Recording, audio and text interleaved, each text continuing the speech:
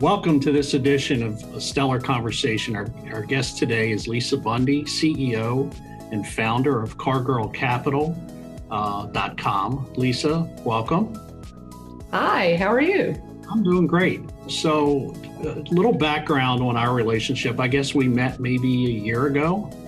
Something like that. Yep. Talk by the name of your company, CarGirl, and once I realized what you did, you had such a kind of a casual name with such an important business. But then there's this story behind that. So if you could share with our listeners the story as to kind of how you ended up where you are today in terms of your professional life.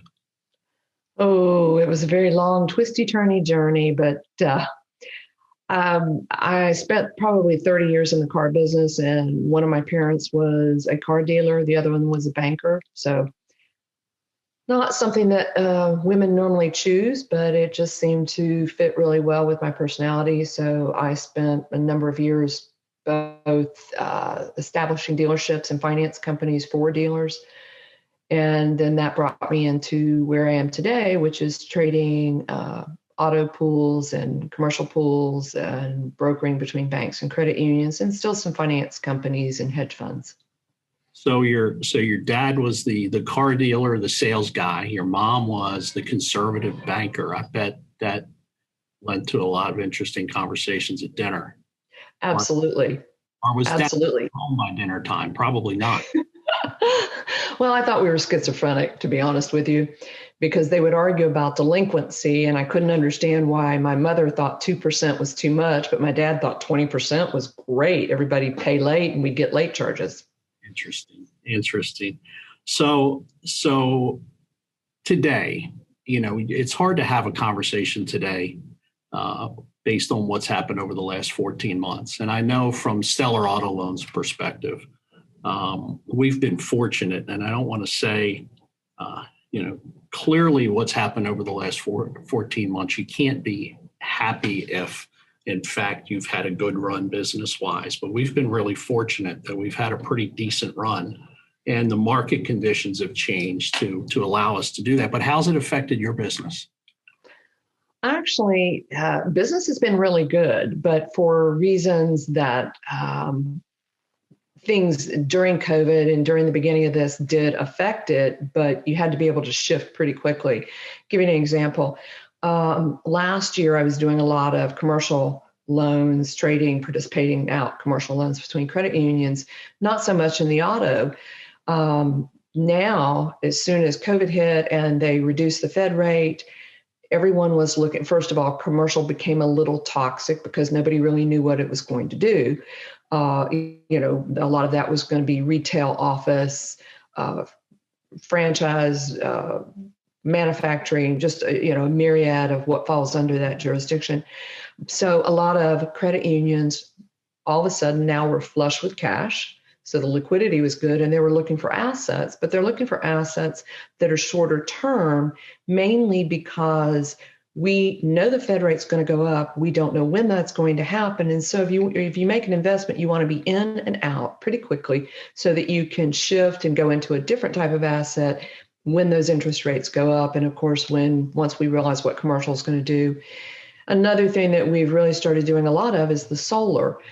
Since people are working from home, they've gotten much more conscientious of what their utility bill is and how they can minimize that, or at least put a set figure on it. And then, of course, we've had a lot of other shifts, but most of it has to do with staying in touch with your customer and being able to shift as the market shifts. Right. You had sent me some numbers related to new car sales, used car sales, and then refis, and basically new car sales.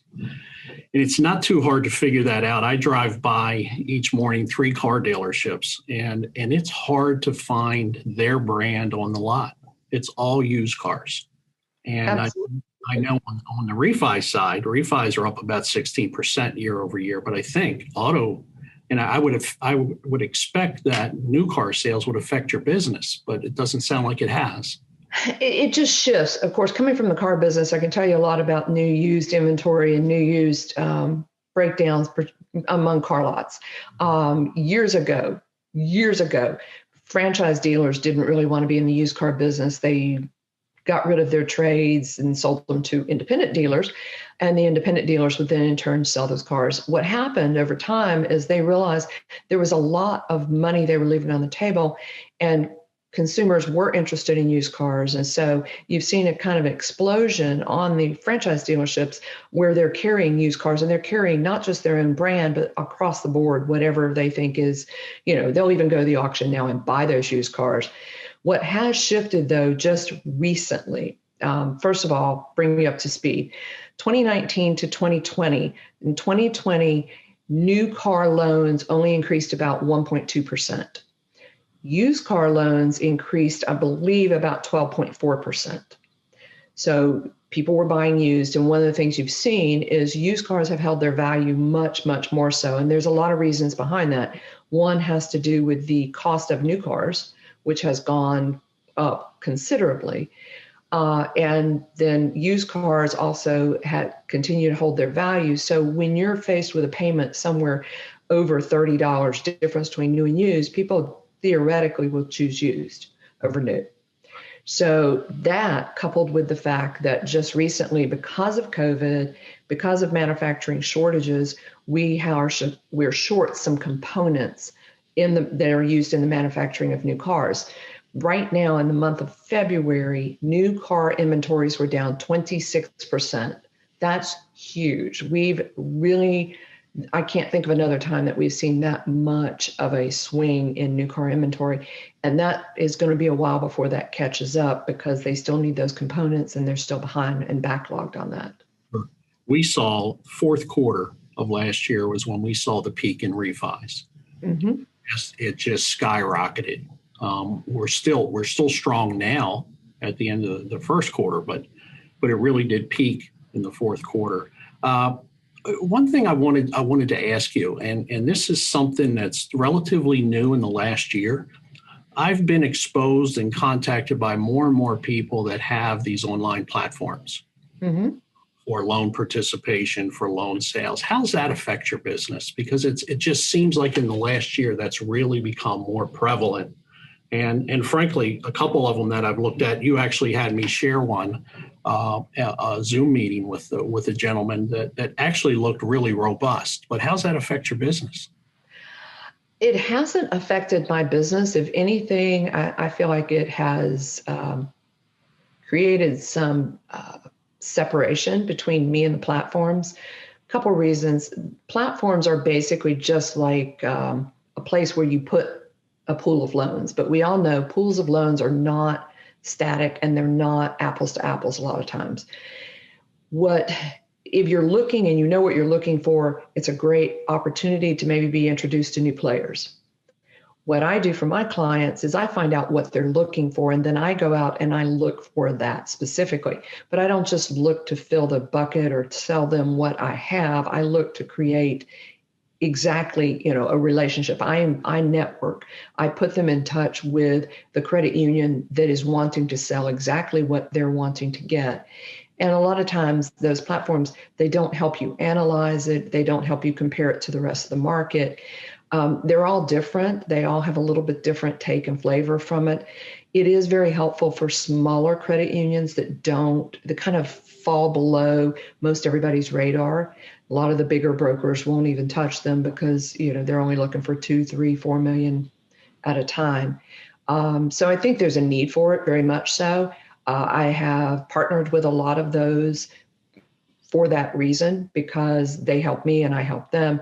I think it's an interesting and also a way that it's going to continue to grow. But I hinge my business based on personal experience and also personal dedication to what they're looking for, and trying to find what they're looking for, and then also educate them as we're going through the process. So it's that personal touch. Absolutely. Absolutely. No substitute for that. All we hear now is digital, but with Stellar Auto Loans, we've expanded our hours of our call center. Because know that almost 50% of our business comes from that personal conversation, whether it be inbound or outbound. I can't see us ever giving that up. I know there's technology out there, and I've been pitched on all of it. But yeah, I'm not willing to risk that 50% of the business that we have, that literally they can call and talk to somebody until midnight. And I think that's important. So it sounds like with you, that's kind of the same thing. You've had long-standing relationships. People trust you. Not to say that technology is bad, because we all utilize technology like we've never, like never before. We started as a marketing firm, and we're more of a data firm these days. So everything we do is data related. But you had mentioned something earlier that's intriguing to me. And if I can, I'd like to ask if maybe you could come back and talk about the solar opportunity that's out there. And I've seen on LinkedIn recently, you're fairly aggressive on LinkedIn in the last few weeks, talking about solar. And there are a couple of other items similar to solar. Like, I think student loan debt is something that we've been keeping a real close eye on, that I think community banks and credit unions may be a little late to the party. It's still early on. And it's so, if you would, I'd like to have you come back at some point, and we'll have a conversation just about some things kind of out of the box we've started to have conversations with current clients. And there's a huge misunderstanding about student loan debt. We're talking about refinancing the debt, not on the front end. But the numbers are phenomenal. As a matter of fact, Goldman Sachs just released numbers this week. $211 billion worth of student loans should be refinanced. Wow. If you look at the auto loan space, it's about $32 billion. So it's a huge, huge market. But if you would, I'd love for you to come back and have a conversation related to solar in particular. And I've got some other, Roger Powell, who he's got some other types of portfolios that he calls me from time to time about. And I think you guys have spoken about it, but I think we could do a whole session just on some things that maybe the community bankers should be looking at that they're not right now. So if you're kind enough to do that, that would be great. So what else? What else with your business? We've all gone through this 14-month period of just some really terrible stuff. I still have friends that have lost family members, that they've others that have lost businesses, others that are telling me they're on the verge of losing their business. I feel like today we're making a lot of progress. Just the overall feeling, and when I talk to prospects, not just customers, the overall feeling seems to be we're starting to get towards the end of this. Now, it could come back and slap us in the face very easily.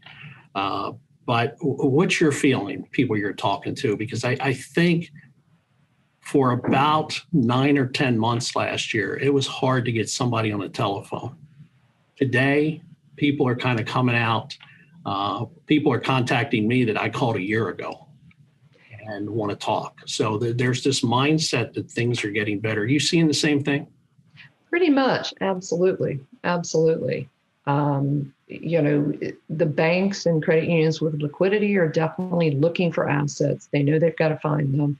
The looming question in the background is going to be, what are the foreclosures and repossessions in some of these pools that reside underneath the surface, that have been pushed out and modified, et cetera, things like that. I actually saw some numbers the other day that were a little scary, so I'm not exactly sure where that's going to put us. Just a lot of shifts, but at the same time, interest rates still all-time low. Anything that you can refinance at a lower rate than you did 2 years ago makes most of the time good sense to do that. So there's a lot of that going on. And that's what I was going to say. When we first started this, or when COVID first started and the interest rates dropped, we saw everybody run to the market and buy houses and refinance houses. Now we're starting to see it go into a little bit different asset classes. Now they're starting to refi autos. Again, 2 years ago, what was the prevailing rate? What is it now? Same thing, what you mentioned, student debt. What was it 2, 3, 4, 5 years ago? What is it now? So you're going to continue to see that refi trend until the interest rates start to creep back up. So there's a lot of opportunity out there for that. And of course, those pools are going to, once they're aggregated, they're going to be trading, things along those lines. It's just interesting. The one thing I have seen is I've seen interesting, or I won't call them oddball, but definitely out of the norm pools from what I have been seeing in the past. Before, everything was pretty much vanilla. It was autos within this range. It was mortgages. It was commercial. It was this. Now I'm seeing, franchises and W-7 mortgages and student debt and MRI debt and just all sorts of things, different vehicles. Well, I think, and I saw this morning, I read an article in the Financial Brand that Lending Club, I don't know if you've seen this, Lending Club bought an online bank. Mm-hmm. Yep. They've come out and said, we're going right after the prime community banking customer. High debt users, that's who we're going after. We're not going after the underserved market like a lot of the online institutions are. So a lot is changing. So I promised you that this would be 20 or 30 minutes, and I don't want to hold it up any longer than what I promised. So how can people get in touch with you if they want to have a conversation about what you do?